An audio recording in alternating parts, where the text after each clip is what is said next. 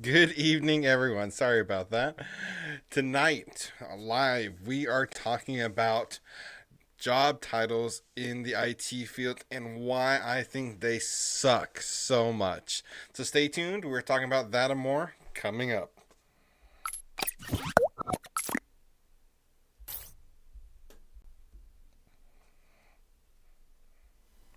If you're like me and studying for your A plus certification or any other IT certification, make sure and check out Pluralsight.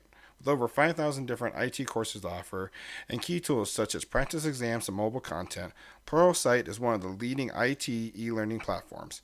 Use the link in the description to receive a free 10-day trial. Good evening, everyone, and thank you for tuning in to another episode of the Bearded IT Dad. Tonight, we are talking about job titles in the IT field and really why I think they really truly suck and a total total BS and 100% honesty. So, I've held a couple jobs in the IT field now. I got my big break as an IT support specialist. And let's just start there. Um, I worked for a wonderful company. I was a IT support specialist, and pretty much what that meant is I did everything. If it had a network jack on it, it was my responsibility. If it plugged in and turned on, it was my responsibility. And which is great because I actually love being a jack of all trades. But when I say I'm an IT support specialist to a future job employer, they're like, well, what does that mean? What did you actually do? It's not like a defined, okay, I was a network engineer. If you say, hey, I'm a network engineer, that tells me, okay, you work on networks, you know how to build them and such. An IT support specialist, that's a very vague job title. And like I said, it was a great job. It was a great entry level job and really excelled me past. I mean, I was designing network infrastructures for completely brand new hotels. I was racking and stacking switches, routers, and firewalls. I was configuring ACLs. I was doing it all and loving it. But I found out when I went to go look for my next job, while I had a great resume with a job description, the job title was very vague. So enter my next job. My next job is actually my current job until tomorrow. Tomorrow is my last day there. I am a network technician. You're like, oh, Dakota, that's a lot more well defined. You work on networks. Wrong. I am not allowed to touch the network. I am a network technician that is forbidden from dealing with anything network related. Talk about messed up job title. So, I work for a local school district, and due to the structure there, the job title and job description and responsibilities is that of a network technician. And as I was applying for the job, what I was reading the job description, I'm like, oh, dealing with networks, configuring stuff. Oh, they asked for some Novell stuff. Well, I've never dealt with Novell, but I'll figure that out. I was super pumped because I am a network guy. But I quickly found out I was not allowed to touch the network. I was handed a stack of Chromebooks and told to fix them. And that's all I ever did. Fix Chromebooks, set up desktop PCs, occasionally troubleshoot a printer, but I even started getting rights taken away from me. Not that I did anything wrong, but they were like, well, a network technician shouldn't have access to Google admin. So we're going to take some of these admin features away from you. It's the most frustrating thing. So, what I'm getting at is when you're out there applying for jobs, trying to find a job, don't look at the job title and instantly throw it away. Look at the job description. And always remember when you're applying for these jobs, the job description is a wish list more than a requirement. Really quick, I want to give a shout out to everyone who's tuning in live. Hi, Kevin Runs on Duncan's. Long time no see. Kev Tech. Richard, how's it all going? Uh, Richard, you're a help desk tech too. Richard, and should have been a desktop tech. I agree. I should have been a computer tech. We actually have a job description called computer tech, and it pays a lot less, but it would have been more accurate to the job. And knowing what I know now, there's a good chance I would have never applied to this job. I live and breathe networking. I have network switches back there. Soon you guys will see my full network stack here. I am a networking guru. And to become a network technician that's not allowed to touch the network is absolutely insane. So hence that tomorrow is my very last day with them.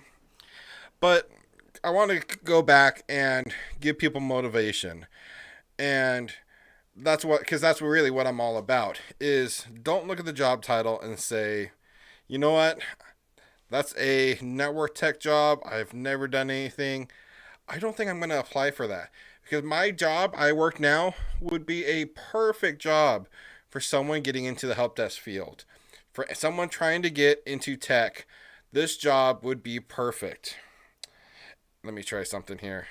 It ran over. Okay. All right. So this would be a perfect job for someone trying to enter the help desk field and really learn. And what's really great, in all honesty, about my current job is you have that title of network tech. And if networking is something you're truly passionate about, it will be a huge resume booster, because someone's going to go look at that resume and like, oh, you weren't just an entry level help desk person. You were actually a network technician. And if you're trying to advance your career into that, it'd be perfect learning ground and environment to learn those skills. So don't just assume a job title from the job title is not for you. So fast forwarding on to my next job that I'm going to be starting next week, I am going to be a NOC technician, Network Operations Center technician. That's a huge step in my right direction. I'm going to be working for a wonderful company. I am super stoked about it. But I'm actually going to be really more than a NOC technician. I'm actually going to be in charge of the Network Operations Center. So it's one of those things, again, where, yes, my job title is NOC technician, but I am going to be the sole person in charge of the Network Operations Center, reporting directly to the Director of Operations. So job titles are definitely not all what they're cracked up to be. KevTech, LOL, printers. Yes, we love printers. There's tons of sarcasm there. Anyways, wow. Thank you guys for tuning in. If you are just tuning in, we are talking about job titles in the IT field. And once I'm done talking about that, I'm going to actually open up the chat and you're feel free to ask questions about this topic or not, just about the IT field. Questions from me about my career path, questions you're looking to get into the IT field, feel free to drop them in the chat and let me know. Awesome. But yeah, it's really frustrating in the job field, and in all honesty, it's kind of partially our fault, because we are willing to take these jobs with these plain titles. And like I said, I was a IT support specialist, and I definitely was a jack of all trades, but I was very happy with the job and wouldn't have been willing to leave if they didn't give me a better job title. Now, I did go to my boss several times and ask for that better job title. I told him and explained to him why we needed a network administrator, why we needed a systems administrator, and why I thought I would be the perfect candidate for that, and trying to move towards renaming my job title. So it's a very difficult and sensitive topic, and a lot of the times these job titles are there because they've been there for ancient hundreds of years in some employers, not quite hundreds of years, but they've been there for so long, and HR just doesn't know enough about technology to call it anything different. Okay, the last guy was a network technician. He left Okay, we're going to hire another network technician. Now that job maybe not do doesn't do anything network related anymore, but we're still going to call it a network technician. So, Droid 1993. I am looking for a help desk position. Go out there and start applying. It's never too soon in your IT career to start applying for different jobs. Go out there and start applying for anything you feel comfortable that you'd be able to do, even if you don't feel comfortable doing it. I remember when I applied for my very first job as a IT support specialist, I knew nothing of Active Directory. I barely knew what it was. And I remember calling my brother-in-law, who's been in the tech field for quite some time, and saying, "Hey, I have this job interview. You know, they're asking for Active Directory. And I don't know anything about it. Where can I learn about it?" And he's like, "Relax. You got this. Active Directory simple, and they'll train you." Okay. I get my second interview. Okay, I'm really worried that I don't know Active Directory and they're going to figure it out and they're going to fire me. Relax. Active Directory is simple and they don't expect you to know everything. They'll train you on how to do it. And it's the IT field. It's not about everything you know. It's about knowing where to find the right information. So go out there and start applying today. KevTech, start learning the basics. A plus Active Directory. Build your own home labs. Yes, KevTech, I am a huge believer on building your own labs and labbing. Excuse me. It's been a long day at work today. Keeping very busy. But yes, I am a huge believer, especially if you're looking to enter this field, to get that entry level position. Start practicing. I mean, I have probably about 4 different computers in my office right here that I practiced on. I got a Raspberry Pi right there. I practice that's running Linux. I constantly am practicing on. I have a Synology server, NAS server right there. There's a desktop back behind here. I got my whole networking stack. I am constantly trying different configurations and breaking things and learning from my mistakes. I've been in this field going on 3 years now, and you will make mistakes. And the important thing is you learn from those mistakes and you learn how to figure out, what you did wrong. So, let's go ahead and answer more questions in the chat here before we go off on our rant some more.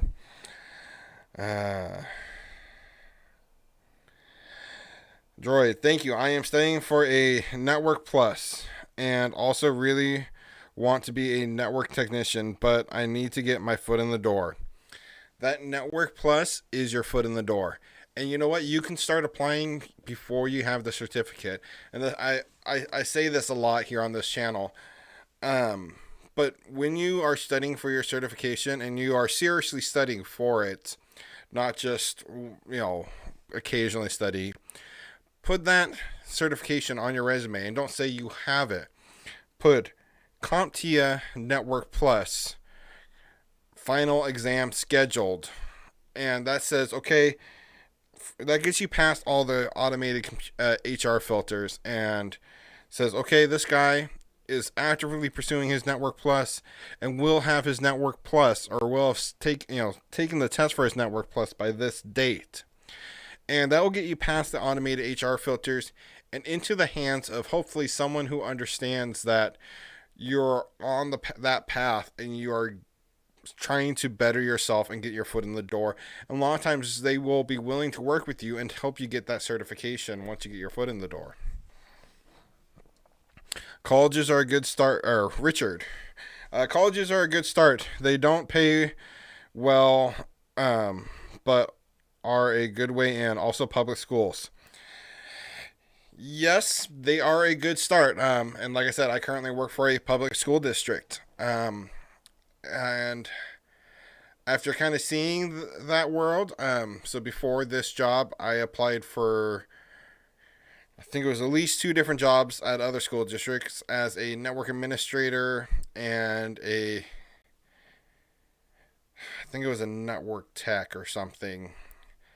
And getting to see the inner workings of that school district and then seeing the inner workings of my current school district, school districts aren't for everyone. There can be a lot of politics involved working for a school district, and every school district is different, and private schools and colleges are even more different. But working in the public school system, I can tell you they are a great learning ground and to get your foot in the door and get that 1 to 2 years of experience before you jump off into something greater. They are definitely a good stepping stone and potentially to advance your career. But sometimes they're not always what they cracked up to be. So just keep that in mind. Proceed with caution. I know several people that absolutely love working for the school district and wouldn't change it for anything in the world. But with that said, I've just personally not been a big fan of it. I've been learning about networks using Packet Tracer. Packet Tracer is a great tool to use. And it's out there. It's for free. I was actually just talking about it last week in my live stream when you're studying for the CCNA. Packet Tracer is a really great tool to kind of play around with it. Personally, I like to get my hands on physical equipment. That's why I actually have Cisco switches and routers, and I have a Juniper switch as well because I am currently studying for my Juniper certification. That's another certification that I think I did a live stream about a couple videos back. Go ahead and check that out. That's a free certification. So, I believe it's free certification. So if you go through their online course that they offer for free and complete their practice exams, they give you a voucher for like 75% off the certification. But you can also get that last 25% off as well and get your certification completely for free. So that's another path you can look into. But, Dwan Lightfoot, and another YouTuber on here, he started the hashtag lab every day. And I strongly believe that if you are serious about getting into this career, you need to lab. And when you go for your job interviews, talk about your home lab. I've done that on every single one of my job interviews, and every single employer was impressed that I actually have the hardware and constantly am tweaking and trying to learn the ins and outs of everything. That there alone is experience in itself. So make sure you bring that up when you're applying for these jobs. Maybe mention it in your cover letter. If there's not quite a spot on the job application or resume, mention it in your cover letter that you have a home lab and you practice daily, weekly. And that there is hands-on experience in the job field and could be potentially a foot in the door to an employer. So I've been learning about, I just read that one. Yep, K-12, Kevin runs on Duncan. K-12 is interesting. K-12 is a very interesting field, or, employer.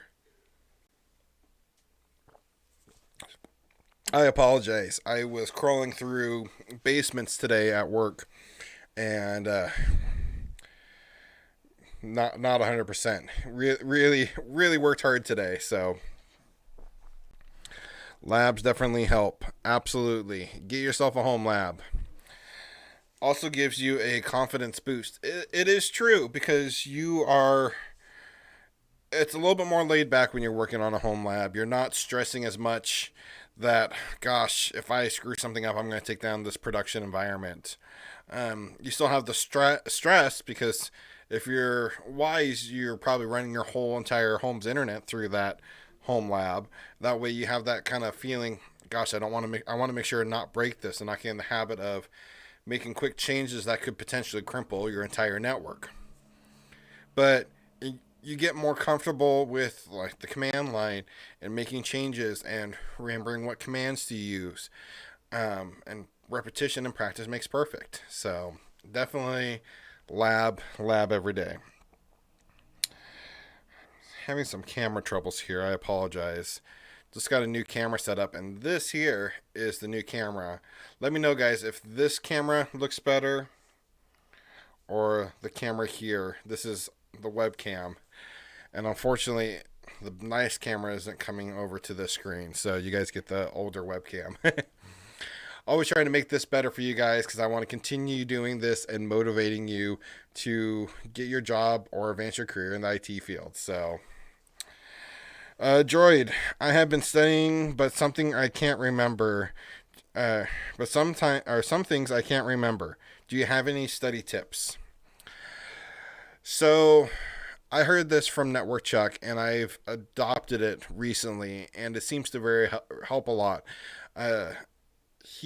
Network Chuck recommended using, I believe it's called the Pomodoro method, where you're studying only in 20-minute increments and little blocks instead of trying to grudge through like a 3-hour study session. Study for 20 minutes, set a timer, completely undistracted study time. Don't let turn your phone off. Tell the wife and kids, hey, you gotta wait. This is my time. This is my study time. 20 minutes of focused study time. After that 20 minutes, stop, get up from your desk, push your stuff aside, and take a 5-minute break. Go get a cup of coffee, use the restroom, say hi to the kids, break up the fight, whatever you have to do. And after that, if you're still feeling motivated, come back and do another 20-minute study session. Uninterrupted, focused study session. And just take in little bits at a time. Don't try to cram all that into once because you'll never remember it. I've tried that many times myself. Is just take little chunks and time and study. And doing it that way, your brain will tell you, okay, I've taken in everything I can. I can't, if I do one more 20-minute time, bit of time, chunk of time, I don't think I'm going to remember that. And don't push yourself. But set aside time, if you can, every single day, every other day. Put it on your calendar on your phone. Set aside time and dedicate time to study. And, let everyone know, hey, this is my study time. I promise when I'm done studying, we'll play a game, we'll have dinner together, whatever. But you have to dedicate that study time and try not to hey, I'm going to study for 3 hours today. Can't do anything. Don't do that because you won't retain the information. And again, lab. What you do. So one thing I used to do is that first 20-minute study session, I would study, and then I'd take a quick break, and then I'd come back. My second study session, I would lab what I just did. I'd fire up my switches, plug them in, and lab what I just did. Now, sometimes those kind of blended together, where during that 20 minutes, it required me to actually lab what I was doing. But practice what you're doing, and by repeating it and actually doing it, whether it's in Packet Tracer or in physical equipment or however, you retain that somehow 10 times better by actually doing it again. Even if you have the textbook out and you're reading, okay, config, password, okay, show interface, GI 0/1. Even if you're reading it out and typing it, you will still remember that 10 times better. So that's my personal advice. Richard, I work at a college. I have been working for 5 months. My team lead sometimes act shocked that I ask questions. They would rather me mess up and learn from my mistakes. That's odd. Everywhere I've ever been in the IT field, questions are typically warmly welcomed. And I always am a strong believer in don't be afraid to ask questions. There's nothing worse than breaking a production network. That's kind of the scariest thing I can think of in the IT field. So I think that's interesting that your employer has that has that view. Um, and maybe they don't mean to come off, shocked that you're asking questions. Maybe that's just the way they are. But I would still ask questions. It never hurts to ask questions. And generally, my experience in this field is, people are more than happy to help. And maybe you have to ask someone else. You know, um, you're just developing your skill set and learning more. So it is a weird environment. I don't think any environment out there is a normal environment anymore after seeing it all. Every environment out there is weird. So, and especially if you have to ask questions about printers, those suck. Just printers suck in general. Uh, Always good to ask questions. Yes, KevTech. I 9 out of 10 times I would ask the question before I broke something. Yeah, I'm a strong believer. Just continue to ask those questions, and that's how you learn in this field. That's how you gain experience. And I'd always rather be safe than sorry. So that's my advice. I'm in it for my year and getting my CCNA and out. Sometimes that's the best plan. My very first job in the IT field, I was planning on doing no more than a year, getting my CCNA, and jumping ship onto something else. Still don't have my CCNA. I was with them for over 2 years, and they were a great employer. As I was there longer, I started really liking them and enjoyed them. So you might just be starting to get over that weird hump, and you might start enjoying working with your coworkers, and they understand you more. So I'd stick it out, get your CCNA, get that at least a year of experience under your belt, um, and continue looking for your forever job, your career field you want. Droid, what about at a hospital setting? I've never worked at a hospital setting, so I can't really say. I'm curious, anyone in the chat, have you ever worked in the hospital setting in technology or in general, worked in a hospital? So I've never worked in a hospital. I've applied for jobs at hospital and been turned down. Been interviewed actually several times. I can't speak to it, so I can't really say. If anyone in the chat's worked in the hospital setting, feel free to chime in and let me know. Let's see here. I really appreciate you guys tuning in. And if you have any more questions, feel free to keep them coming. If you are watching this on the replay, make sure and drop the comments in the chat. I typically always try to get back to them as soon as possible. This last week, I've kind of been slacking on it. I know, so any of you recently have dropped comments on any of my videos, I promise actually this evening I'm going to try to get back to all those. But I really try to answer any questions you might have. I am here for you guys. I want to see you guys all succeed, guys and gals. But I want to see everyone exceed in the IT field and really grow their skill sets. So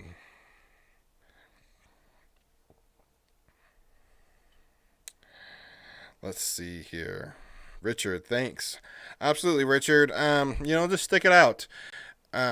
Employees can be odd sometimes to work with.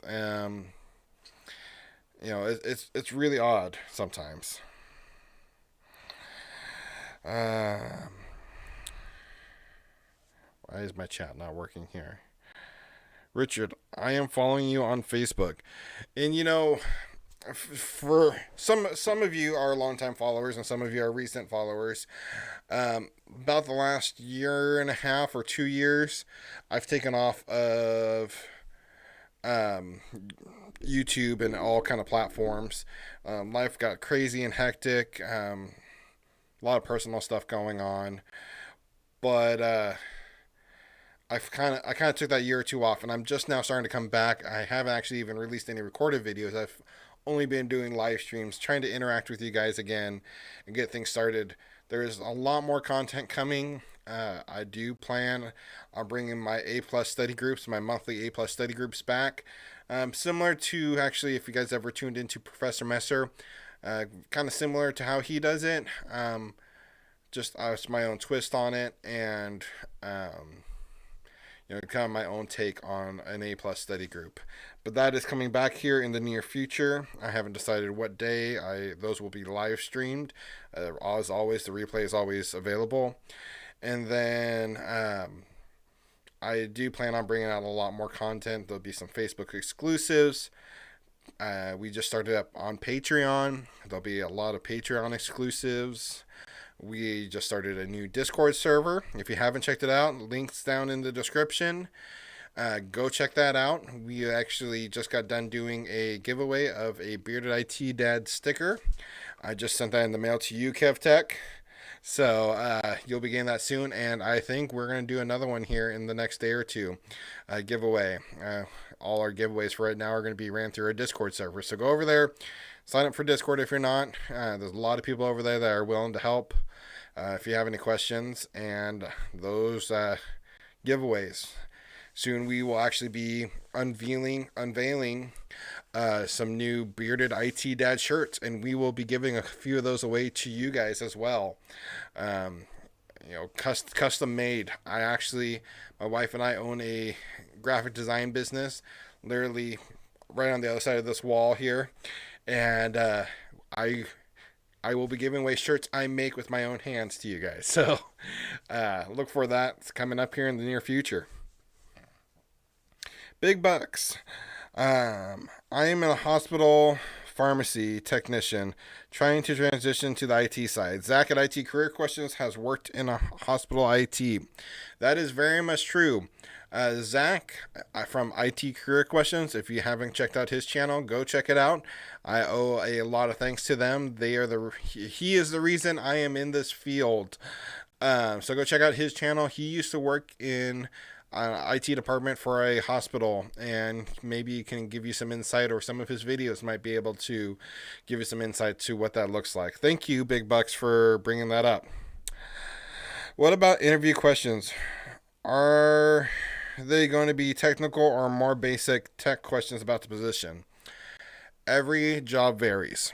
So my very first job as an IT support technician has a couple questions about I don't remember. Just kind of some technical questions, and a lot of those. Tell me about a situation you've been in, stressful, those yada yada basic. Every interview has some questions. That's typical. You'll get a couple technical questions, typically kind of basic, and a lot of tell me how you did in the field. Tell me about a project you worked on that everyone didn't see eye to eye on, and what'd you do to resolve it? I absolutely hate those questions. I absolutely hate those. Sometimes they won't ask you anything technical and just personal questions. I still hate those questions. I hate those actually a little bit more. And then, excuse me, sometimes they don't ask you any questions really at all. My last interview I had, which was one of the longest interviews I've had, it was over an hour and a half long. 2 different people, both about 45-minute long sessions at least each. And it was just an ongoing conversation. And it was odd. I was waiting for these big difficult questions that I couldn't answer, and they never came. And I finally had to ask. And he said, those big technical questions, all those skills about networking and all that, I can train you how to do all that. But what I can't train you to do is be a people person, to get along with my staff I have here, this family that we have built. I can't teach that to anyone. You have to have that already. Your soft skills are one of the most important things to me. I can teach you everything else. And that stuck out to me because that is what I preach on this channel. I swear Soft skills are one of the most important skills you can learn in this IT field. How you communicate with people, how you communicate with others, how you can relate to them is the most important skill you can learn in this field. So yeah, keep that in mind. It's not all about what you know. It's just how you react and how you compose yourself. And I know I can speak firsthand. I know for a fact 2 of my jobs I've gotten in this field, I was hired for my soft skills. Not about what I knew, but for my soft skills and how I interact with people. And I'm very much a people person. And even though I'm camera shy and stuff like that, I can I'm not a speaker. You can hear it in my voice. I stutter. Um, but soft skills, soft skills. The most important thing you can have in this field is soft skills. Gone are the days of IT departments in the basement with the stench of old pizza boxes, flickering dim lights. No, you are out there. You are out there with people daily. And if you don't get along with people, this job field is probably not for you. I hate to break it to you. As much as most people don't like customer service, this is a customer service based field and you have to get along with people. Yes, there are some IT jobs where you don't and you never speak to anyone. But your soft skills, I think, are one of the most important skills you can learn in this field, and everything else you can learn on the job. So, there's another one of my rants. I hope, Droid, that answered your question there.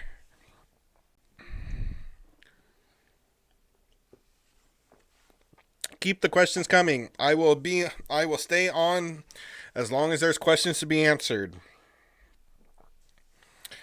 KevTech, again, thank you for tuning in. I think I owe you another sticker. I owe you owe you some more swag. You are here every single stream. I really appreciate it.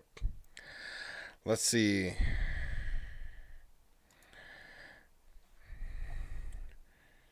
I did. Thank you. Okay, thank you, Droid.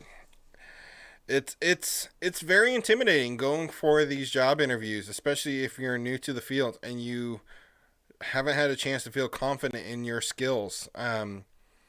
I don't feel confident in my skills. I am a big victim of superhero or not superhero syndrome, imposter syndrome.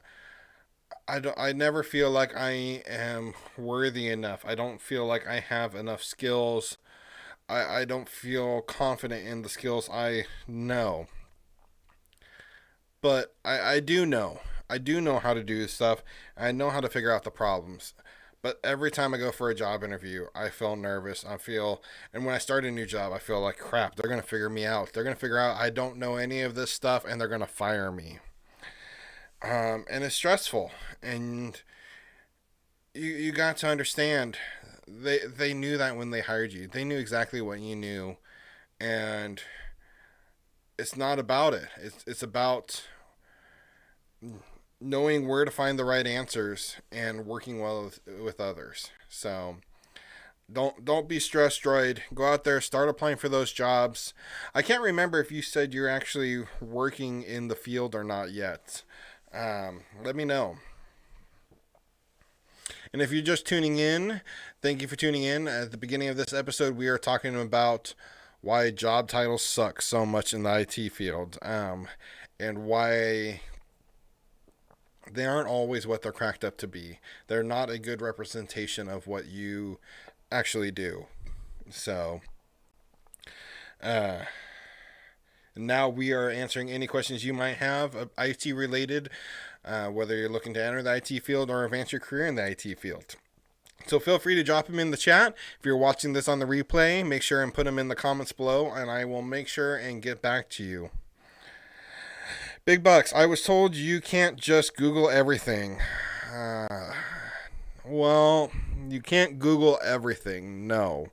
You need to know the basics. That's why you get your A+, and that's why you get your Network Plus and your CCNA.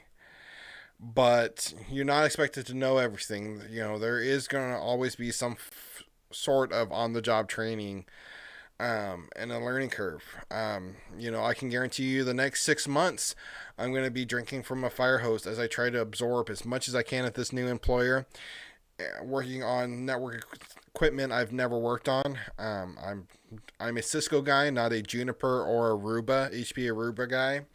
And my new job has no Cisco equipment at all. They're all Juniper and Aruba, and they are also a fiber internet provider. I have done somewhat with fiber interconnects on buildings, not in the big ISP realm, but I will learn. I'm excited for the opportunity. I love a good challenge. I will get there. So, Droid, no, I'm not yet currently cleaning for the school system. I'm currently cleaning for the school system. Well, you know what, Droid, you have it in. If you are looking to get into the IT field, check with your district office. See if there's any opportunities. Talk to the IT department there. See if they're going to have any openings. Maybe you can come in part time and start doing some work for them part time, and get your foot in the door there. A lot of school districts like hiring from within, even if they're not in the same department. So they do have an IT department, but that's what I want to step into. Absolutely. Just start talking to people, letting them know you exist. And maybe you have to go to a school district next county over or something. But you're already in the public sector, so that's a huge plus for you. A lot of districts like hiring people with public sector experience. So that's one thing I did learn. Volunteer experience will help you, absolutely. If you go to church, volunteer at your local church for any of their technology needs. Or if you volunteer at a local nonprofit, see if they have any technology needs, or look around for different volunteer opportunities. That is hard experience that you can put on a resume. Excuse me.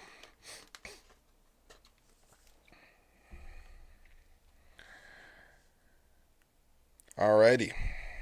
Just checking out the chat there.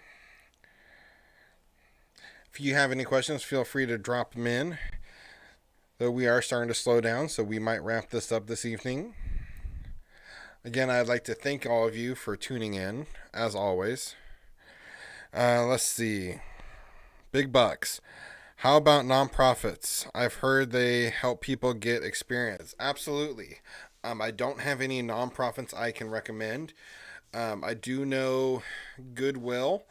They have a job placement program and can possibly point you in the right direction of some places to volunteer and get some job experience.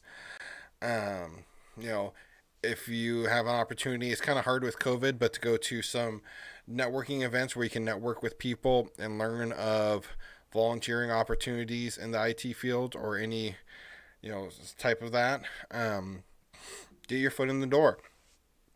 Because of COVID, your local school district's IT department might be stretched to the max, and they might be willing to let you come in and work part time to help alleviate that load. And if it's just simply as provisioning Chromebooks, I mean, it is job experience. So start asking around. So, is there job security, or does it depend on the company you work for?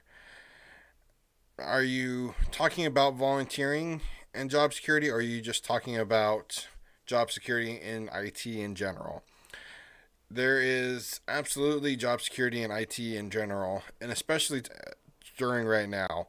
Um, this COVID has really put a weird spin on the IT market, job market, and has created a lot of jobs and taken away a lot of jobs.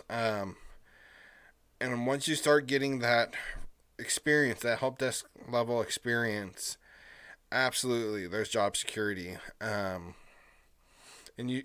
you start building up that experience, the more experience you have, the more job security you have. Even if something happens to your current job, the likeliness of you being able to turn around and pick up another job just increases the more experience you get. So, IT in general, absolutely, I feel there is tons of job security. I've never really ever worried about job security, my job being taken away, and I've worried about industries I've worked in struggling financially, um, but there's not a lot of control of that anywhere. And once you start getting your experience, you get that 1 to 2 years of experience in, the sky's the limit. You can start progressing in your career once you get that entry level experience. So get that experience in now, and the sooner you do, the more job security you'll build in your career. So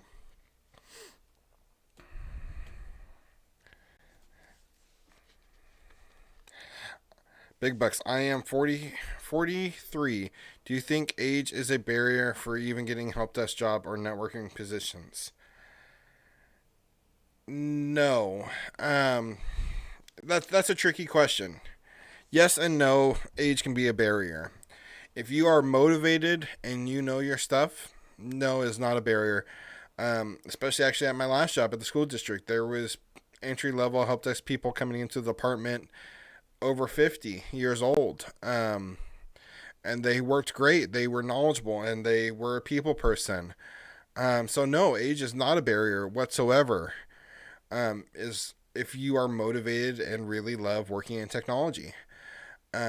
With that said, some people are just trying to find a job, trying to chase money, and those people don't make it well in technology because they are not people persons, people persons, and so this is a job you have to have a passion for and the desire to constantly be learning.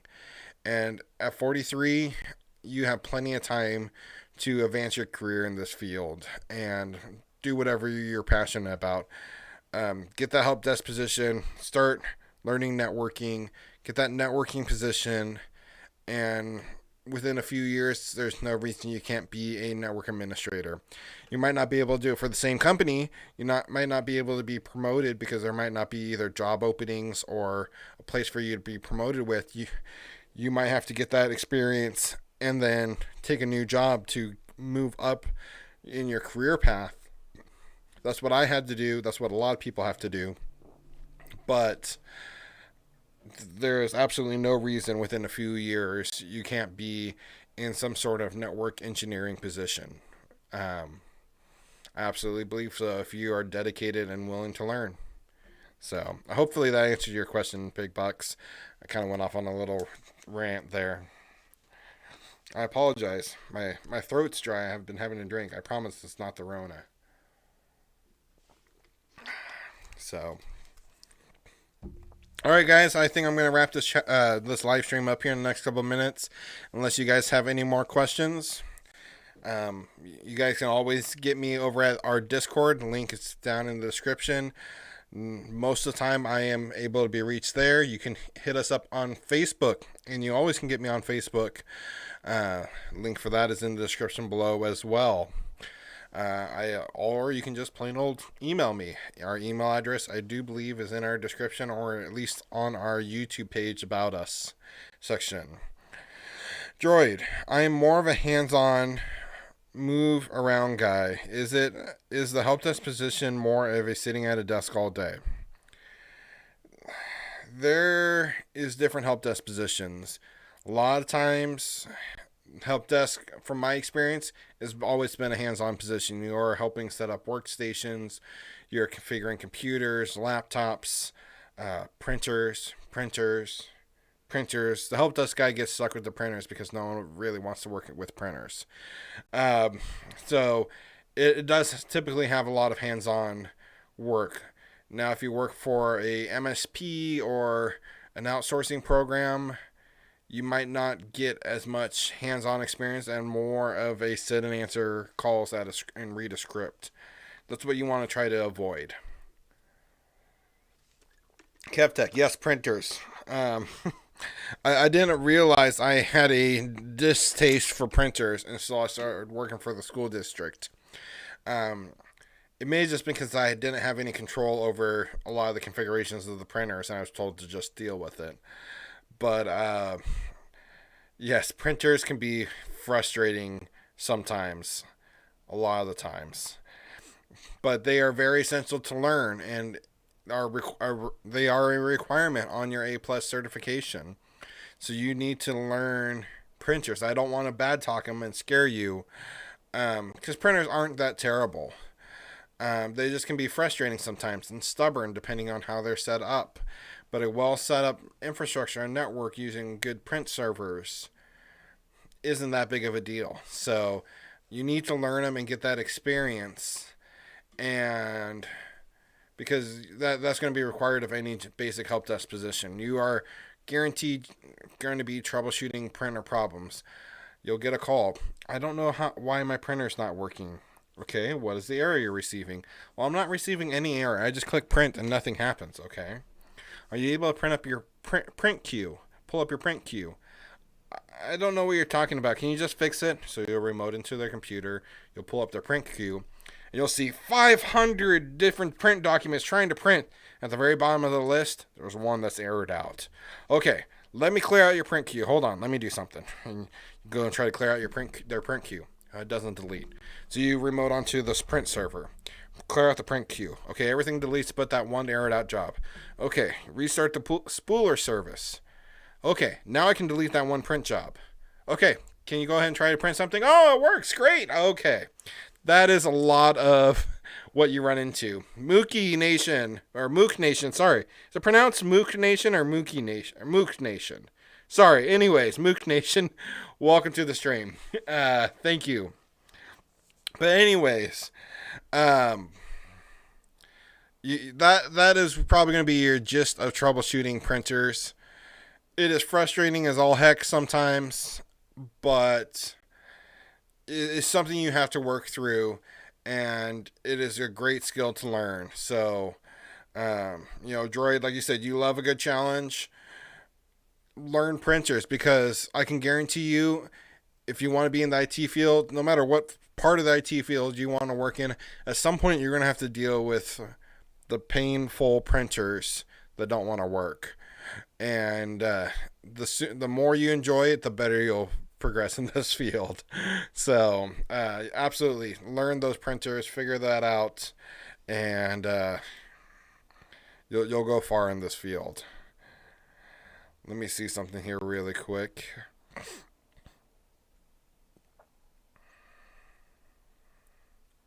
Like I said, we have some new equipment here. I'm trying to make sure that everything is working properly. Ooh. Okay, we'll figure that out later. Droid, thank you. Anytime, and that is exactly what I'm here for. Like I said, don't let stuff like printers and stuff get you down. Embrace those challenges. Become the best at what you do, and it will not go unnoticed. I can guarantee it. So just continue to strive for that excellence, and you will go far in this field. Any more questions, feel free to drop them in the chat. Like I said, I'm going to be wrapping this up here in probably another couple minutes. We're almost at an hour here, unless a flood of questions start pouring in here. I will gladly answer, and by all means, if you're watching this on the replay, you've made it this far, thank you. And make sure, if you have any questions, drop them in the comments below. I will promise I will get back to you. If you see printers becoming I cannot talk today. If you see a printer become a print warrior, put on the headband and fix the printer. KevTech, I imagine you probably have a gif of you doing that. The headband, it's all black and white, and or you just go completely. Was it the movie Office Space? And I can see you walking out to the field with a baseball bat and smashing it. Big Bucks, can you explain how you would remote into a printer really quick if you have time? I will kind of do one better. Let's see if I can do this or not.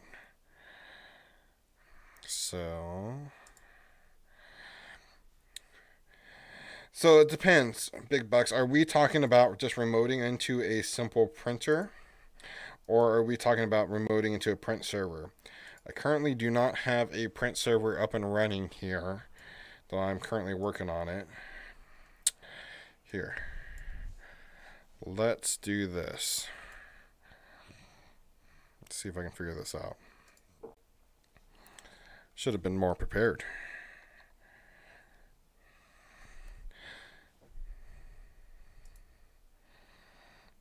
Okay. I know what I'm going to do. Okay. My wonderful wallpaper here, guys. So let's go ahead and go to a printer. So pull up Windows. Go to your settings, pull up printers and scanners. So let's say this brother here, this brother printer is the one giving me problems. So what I'll do a lot of the times is I'll look at the print queue. And if you've recently printed something, down here on the taskbar, there'll be a little print icon you can pull up there. So you put me on the spot. I'm not... Open the print queue. There's how I do it. Of course, it opens on the screen you guys can't see.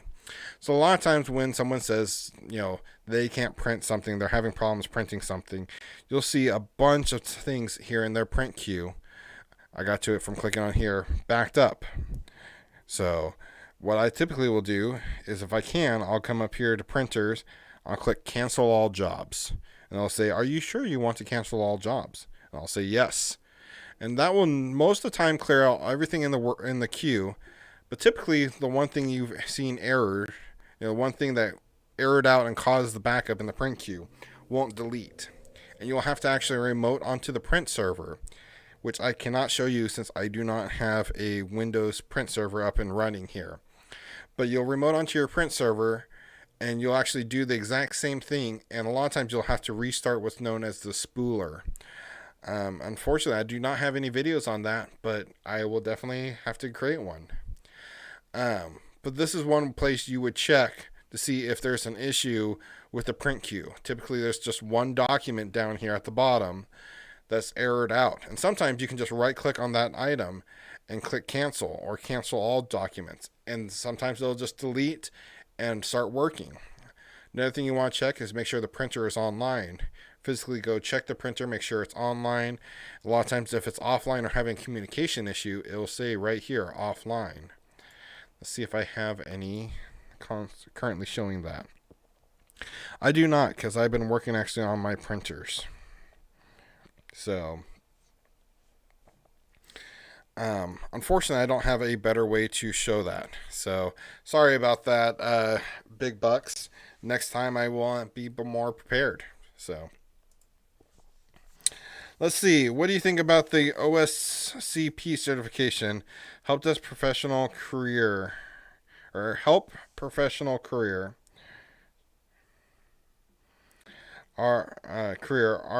you think of others grow more faster for me working in the school district? Thank you. Alrighty, let's take a look, because if that sounds familiar, the OSCP,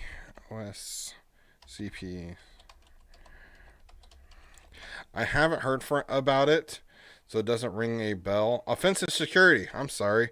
That's where I've heard of it. Offensive Security Certified Professional.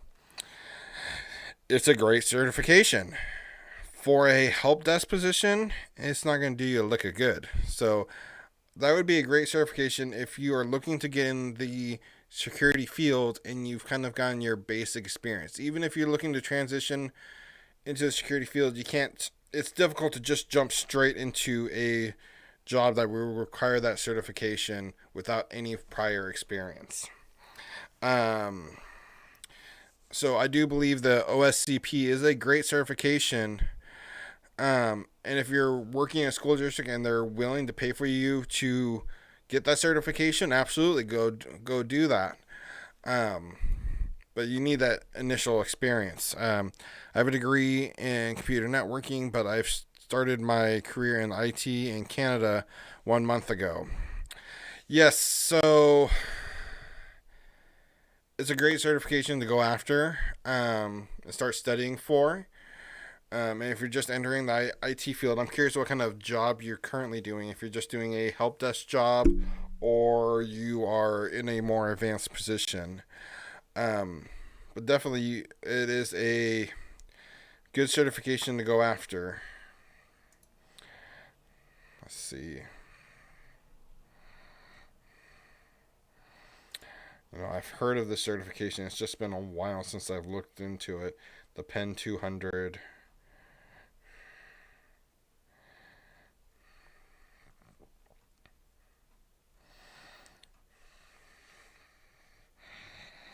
That is a It is a pretty well-rounded certification.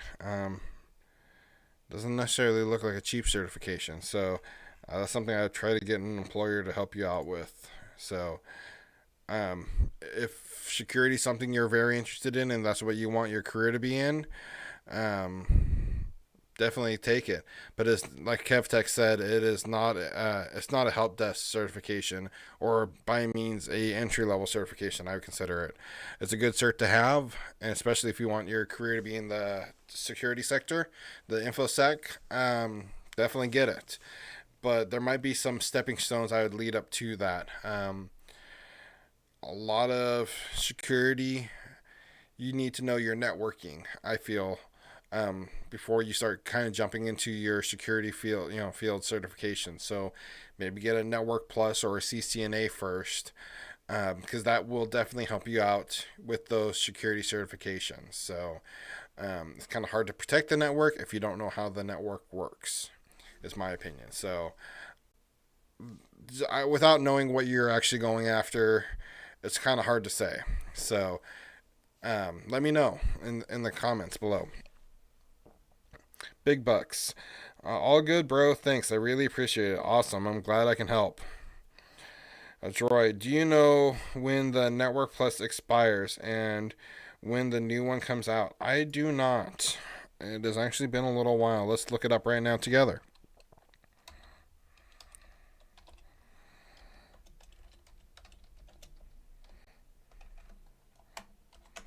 Okay.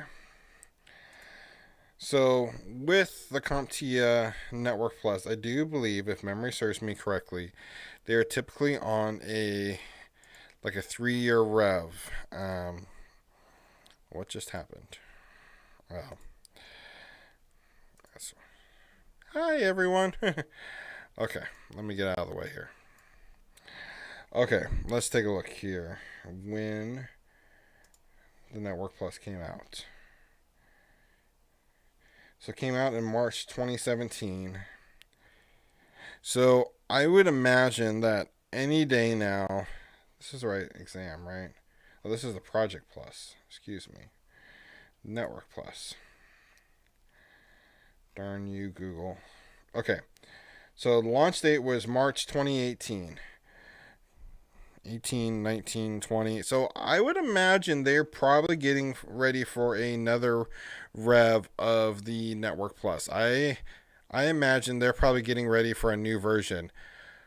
But with that said, don't wait to go take your Network Plus. Go take it now, because a Network Plus is a Network Plus, whether it's the old one or a new one. I have an A plus, and I took it on the 900 series A plus. But it is still an A plus. Employers don't ask you, "Oh, did you take the current A plus or did you take the old A plus?" They just care that you have it. They don't care if you have the old Network Plus or the new Network Plus. Just get your Network Plus now. The sooner you have it, the better. Don't wait for the new one to come out. And there's typically always some overlap. As soon as they release the brand new one, it's not like you have 6 months to still take the old exam before they retire it. So go get that Network Plus as soon as possible.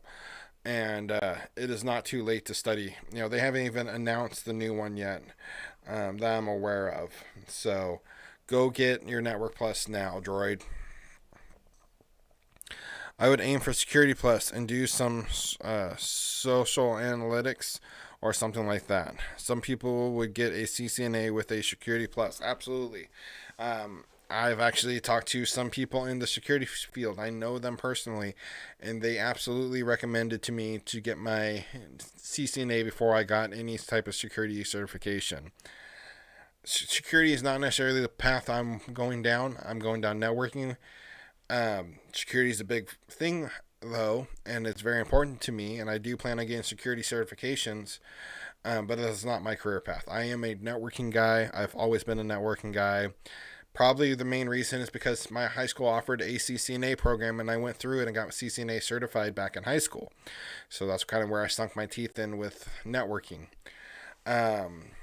But you definitely want to get some networking skills and even certifications under your belt. Network Plus, at least. I'd recommend a CCNA over a Network Plus still. You could even go down the path of a Juniper certification like I am currently. But yeah, get some networking skills before you look into security. Sorry, I kind of crossed two different questions there, but hopefully I've answered them both for you guys. So, Droid, go get your Network Plus now. Don't wait for the new version. And I'm sorry, I can't pronounce your name. I'm horrible with names. Juliando? I'm sorry, I'm sure I butchered that. But definitely get some networking skills under your belt before you jump into a security cert. Maybe you have some experience in networking already, and you don't need to. Without that information, it's kind of hard to tell you, but definitely you want to know your networking. So I'm sorry, and I apologize if I butchered your name. I am horrible with names, and that's why half the time I don't read them out before I read the comment. So I work now at support help desk in Canada, improving my English, but Brazil. I work more cybersecurity. So if you work at a help desk and you work more towards cybersecurity, my question to you would be, do you have very strong networking skills? Do you know what the OSI model is? You know, how familiar are you with, different networking protocols and ports? You will need to know a lot of that before you jump into the security realm. So if you feel very confident in networking, don't bother with the networking certificates. Just go after your security certificates.